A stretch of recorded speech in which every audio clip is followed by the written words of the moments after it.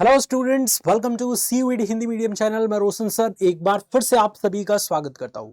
अपने topic wise series को और आगे बढ़ाते हुए आज एक ऐसे डेरिवेशन को डिस्कस करेंगे जिसकी मार्केट में डिमांड काफी ज्यादा है और वो कई सालों से पूछा जा रहा है। आपके बोर्ड एग्जाम में हर साल पूछा जाता है किसी न किसी सेट में। तो क्यों ना इस छोटी सी वीडियो के जरिए उसको तैयार कर लिया जाए और इतना आसान बना दूंगा कि इस वीडियो के बाद वो डेरिवेशन आप ऐसे सॉल्व कर पाएंगे। कौन सा है डेरिवेशन सर? डेरिवेशन भी तो दिखाइए।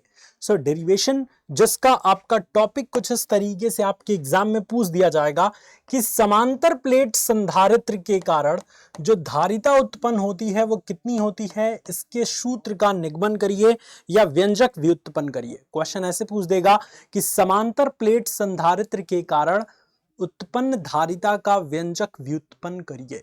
तो जिस तरीके से यह टॉपिक लिखा है वैसे ही हम सबसे पहले एक्ट करते हैं। समांतर प्लेट संधारित्र, आप सभी को मैंने स्टार्टिंग से बताया था कि संधारित्र जो होता है उसमें दो प्लेटें होती हैं, बराबर परंतु विपरीत आवेशित। एक पे अगर प्लस क्यू आवेश है तो दूसरे प्लेट पर माइनस क्यू आवेश होना चाहिए। और ये दोनों प्लेटें अगर एक दूसरे से कुछ दूरी पर स्थित हैं तो ये संयोजन जो कहलाती है ये संधारित्र कहलाती है। ये मैंने स्टार्टिंग से ही आपको बताया था।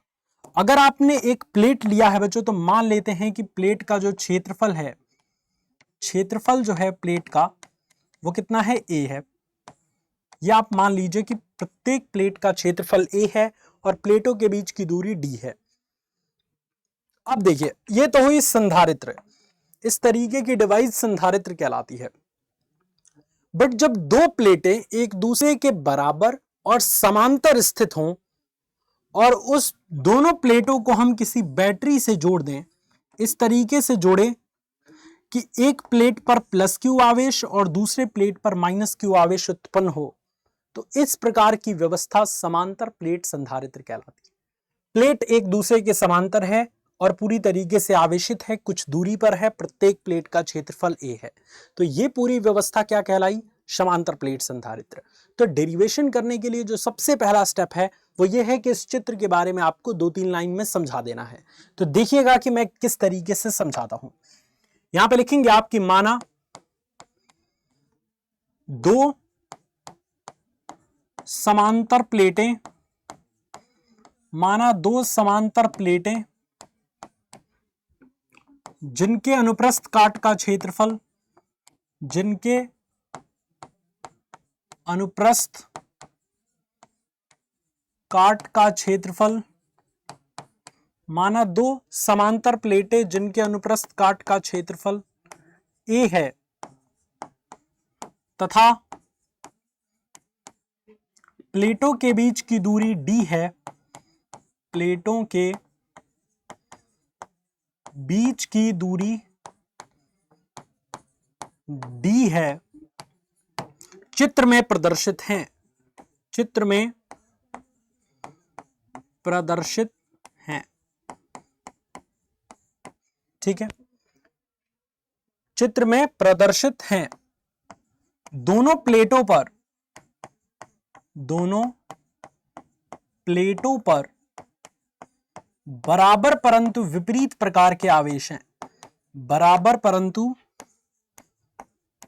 विपरीत प्रकार के आवेश हैं, विपरीत प्रकार के आवेश हैं, बराबर परंतु विपरीत प्रकार के आवेश हैं। दोनों प्लेटों पर बराबर परंतु विपरीत प्रकार के आवेश हैं, जैसा कि आप चित्र में देख पा रहे होंगे। अतः प्लेटों के मध्य वैद्युत क्षेत्र, प्लेटों के मध्य वैद्युत उत्पन्न वैद्युत क्षेत्र।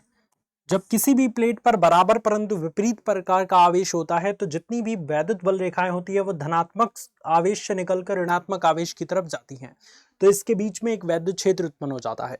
तो प्लेटों के मध्य उत्पन्न वैद्युत क्षेत्र कितना होगा, ये सबसे पहला स्टेप हमारा ये है कि वैद्युत क्षेत्र हमें काउंट करना है। तो आप सभी जानते हैं, मैंने आपको डेरिवेशन भी कराया था, या नहीं भी जानते हैं तो निकाल सकते हैं।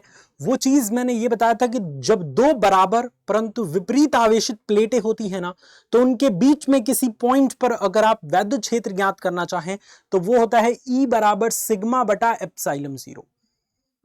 दो विपरीत आवेशित प्लेटों के बीच, और एक आवेशित प्लेट के कारण किसी बिंदु पर अगर वैद्युत क्षेत्र आपको निकालना है तो E बराबर सिग्मा बटा 2 एप्सिलॉन 0 होता है।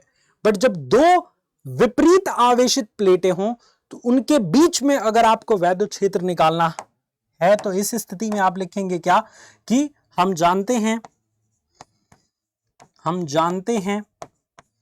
कि दो विपरीत आवेशित प्लेटों के बीच, दो विपरीत आवेशित प्लेटों के मध्य, दो विपरीत आवेशित प्लेटों के मध्य वैद्युत क्षेत्र कितना होता है? तो यहां पे सीधे सीधे फॉर्मूला आप लिख देंगे E बराबर सिग्मा बटा एप्सिलॉन नॉट। इतनी पॉइंट लिखने के बाद एक और चीज आप लिखेंगे, हम जानते हैं। उसके बाद यहां पे क्या लिखेंगे? परंतु हम जानते हैं कि, क्या जानते हैं आप? कोई भी प्लेट है तो उसका कुछ पृष्ठ होता है, तो उस पृष्ठीय आवेश घनत्व सिग्मा बराबर क्या होता है? सिग्मा बराबर होता है Q बटा A। सिग्मा बराबर क्या होता है? Q बटा A। तो यहां से अगर आप जो है वो इस सिग्मा की वैल्यू को उठा के इसमें रखेंगे तो क्या होगा? तो यहां पे लिखेंगे कि सिग्मा के मान को समीकरण नंबर 1 में रखने पर, समीकरण नंबर 1 में रखने पर, और कौन सा समीकरण नंबर 1 है? तो आप इसको आसान बनाने के लिए इसको समीकरण नंबर 1 मान लीजिए, ताकि और आसान हो जाए, पता चल जाए कि हाँ इसी में हम रख रहे हैं वैल्यू को। तो जैसे ही वैल्यू को रखेंगे तो हमारा वैल्यू क्या था समीकरण नंबर 1 वाला? E बराबर सिग्मा बटा एप्सिलॉन 0। सिग्मा की वैल्यू हम रखते हैं Q बटा A, तो सिग्मा की जगह पे Q और बटे में A रख देंगे तो A और इंटू एप्सिलॉन नॉट हो जाएगा। ये हो गया आपका समीकरण नंबर 2। आसान बनाने के लिए हम इसको समीकरण नंबर के तौर पे लिख देते हैं, वरना कोई जरूरत नहीं है। आप ये भी कह सकते हैं कि E के मान में जो है वो सिग्मा का मान रखने पर, ऐसे भी कर सकते हैं, बट ये आसान हो जाता है। अब देखिएगा जरा, हमने वैद्युत क्षेत्र निकाल लिया कि प्लेटों के बीच में वैद्युत क्षेत्र किसी पॉइंट पर कितना होगा। अब वैद्युत क्षेत्र निकाल लिया और किसी भी संधारित्र के प्लेटों को अगर बैटरी से जोड़ा गया है तो बैटरी क्या करता है? संधारित्र के प्लेटों पर वोल्टेज उत्पन्न करेगा। तो वो वोल्टेज कितना होगा? संधारित्र के प्लेटों के मध्य विभवांतर। अब यहां पे लिखेंगे, अब संधारित्र के प्लेटों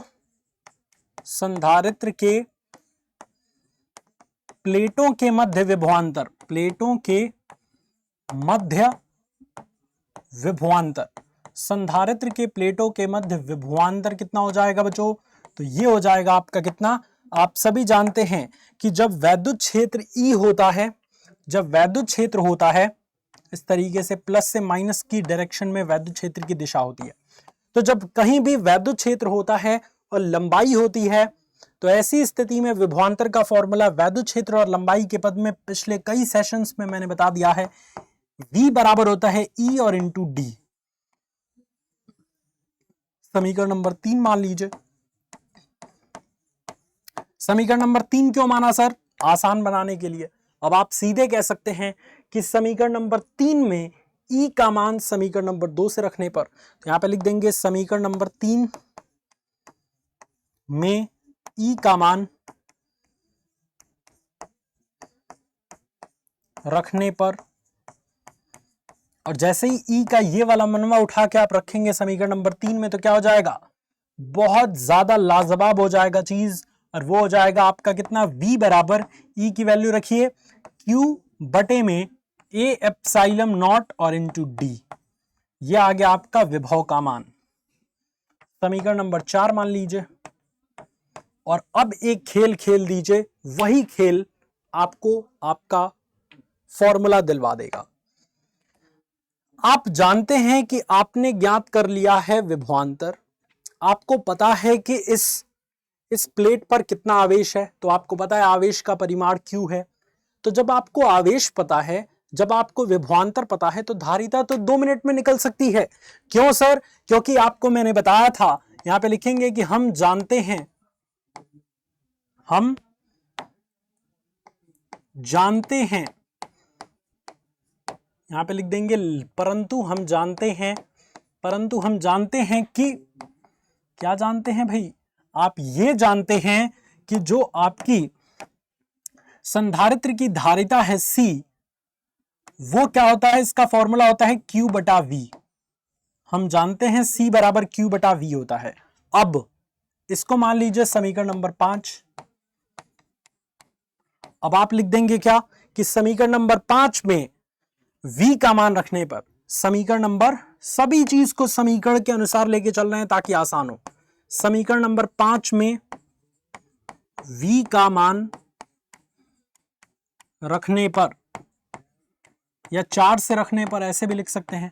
समीकरण नंबर 4 से V का मान समीकरण नंबर 5 में रखने पर जैसे ही आप रखेंगे, देखिए कितना कमाल होगा और आंसर आ चुका है।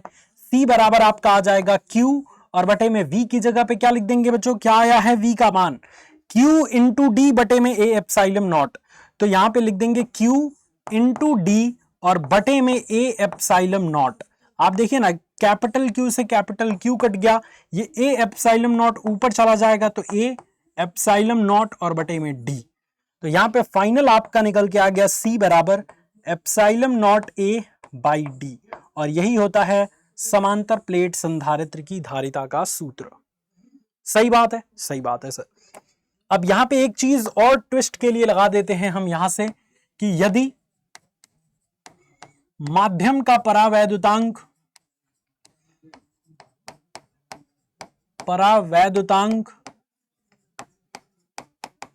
K हो, तब क्या होगा, तो जैसे ही माध्यम का परावैद्युतांक K हो जाएगा तो यहां पे C बराबर क्या हो जाएगा, C बराबर हो जाएगा K epsilon 0 A by D। निर्वात और वायु के लिए K का मान 1 होता है, तो इसलिए यहां पे epsilon not A by D हो गया। और किसी भी माध्यम के लिए अगर देखेंगे तो K epsilon 0 A by D।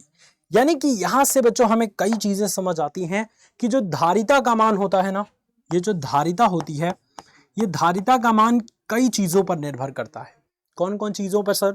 सबसे पहली चीज पे तो यही निर्भर करता है कि माध्यम का परावैद्युतांक, माध्यम के परावैद्युतांक पर कि किस माध्यम में वो रखा गया है, हवा में, जल में, हर माध्यम का कोई ना कोई परावैद्युतांक होता है। तो कोई भी धातु में रखा गया है, या हवा में रखा गया है, जल में रखा गया, कहाँ रखा गया है, तो माध्यम के परावैद्युतांक पर निर्भर करता है। इसके अलावा अनुप्रस्थ काट के क्षेत्रफल पर, प्लेटों के क्षेत्रफल पर निर्भर करता है, और साथ ही साथ एक और चीज पर निर्भर करता है, प्लेटों के बीच की दूरी पर, प्लेटों के बीच की दूरी पर और क्षेत्रफल और दूरी वाला थोड़ा सा ध्यान दे लीजिएगा बच्चों। इसका मतलब यह है कि अगर प्लेट मोटा आप लेके आएंगे, यानी प्लेटों का क्षेत्रफल ज्यादा होगा, तो संधारित्र की धारिता भी ज्यादा होगी। अगर पतला प्लेट लेके आएंगे, प्लेटों का क्षेत्रफल कम होगा, तो संधारित्र की धारिता भी कम होगी। क्योंकि आप देख सकते हैं कि जो धारिता है वो क्षेत्रफल के समानुपाती है, तो अगर ज्यादा एरिया रहेगा तो धारिता भी ज्यादा बड़ी होगी। लेकिन दूरी के साथ ऐसा नहीं है। अगर आप इसमें देखेंगे तो आप देख सकते हैं कि धारिता दूरी की व्युत्क्रमानुपाती है, यानी प्लेटों के बीच की दूरी अगर ज्यादा रहेगी, प्लेट अगर ज्यादा दूर दूर स्थित हैं, तो ऐसी स्थिति में इनकी धारिता क्या हो जाएगी, अगर दूरी ज्यादा है तो धारिता कम हो जाएगी। अगर प्लेट एक दूसरे से काफी दूर हैं तो धारिता कम हो जाएगी। प्लेट जितने नजदीक होंगे, प्लेटों के बीच की धारिता उतनी ज्यादा होगी। सो उम्मीद है ये पॉइंट आप सभी बच्चों को क्लियर हो चुका होगा। अब 2-4 बातें और लास्ट में मैं बता देता हूं, हालांकि ये चीज मैंने पहले भी कर दिया है। ये जो C है वो संधारित्र की धारिता को रिप्रेजेंट करता है, संधारित्र की धारिता को बताता है कि भाई जहां भी C आप देख लें वहां समझ जाइएगा कि वह संधारित्र की धारिता की बात हो रही है। और धारिता मतलब क्या होता है, कोई भी संधारित्र का आवेश या ऊर्जा ग्रहण करने की अपने अंदर क्षमता जो होती है वह संधारित्र की धारिता कहलाती है। C का मात्रक क्या होता है, तो अगर संधारित्र की धारिता का मात्रक अगर आप देखेंगे तो सिंपल शब्दों में एक तो फैराड होता है और एक आप फॉर्मूला के अकॉर्डिंग निकाल सकते हैं। तो फॉर्मूला के अकॉर्डिंग अगर आप निकालेंगे तो C बराबर Q बाई V, यानी कुलाम प्रति वोल्ट, ऐसे भी आप कह सकते हैं कुलाम प्रति वोल्ट, Q बाई V होता है ना फॉर्मूला, इस तरीके से। C की वीमा अगर आप निकालना चाहें, C की वीमा कितनी होती है, तो सिंपल सा फॉर्मूला लिख दीजिए C बराबर Q बाई V। सबसे सिंपल फॉर्मूला से वीमा निकाला जाता है, ये चीज आप ध्यान रखेंगे। जितना मुश्किल फॉर्मूला लेंगे उतना ज्यादा दिक्कत होगी। जैसे C का फॉर्मूला ये भी तो है, एप्सिलॉन 0 A बाई D। इससे क्यों नहीं निकाले सर? इसलिए नहीं निकाले कि पहले एप्सिलॉन 0 की वीमा निकालनी पड़ती, दुनिया भर का झंझट होता, और सेम ही आएगा, तो क्यों ना हम आसान सा फॉर्मूला यूज करें, क्यों चौधरी बने, क्यों भाई? सही बात है, सही बात है। तो अगर आप देखेंगे तो आवेश की वीमा कितनी होती है, A और T, और कार्य की वीमा कितनी होती है वोल्टेज की, तो निकाल लीजिए V बराबर W बटा Q। W की वीमा ML2 T पे माइनस 2, और बटे में W बटा Q, आवेश की वीमा AT, तो ML2 T पे माइनस 3 A पे माइनस 1, तो ये हो जाएगा आपका कितना, ML2 T पे माइनस 3 A पे माइनस 1। अब इसको आप ऊपर लेके चले जाइए फटाफट से, तो M पे माइनस 1 हो जाएगा, L पे माइनस 2 हो जाएगा, T पे 3 है, ऊपर जाएगा प्लस 3 और 1 4, T पे 4 हो गया, और A पे 1 ऊपर जाएगा तो प्लस में, और 1 ये A पे 2 हो गया। क्लियर है?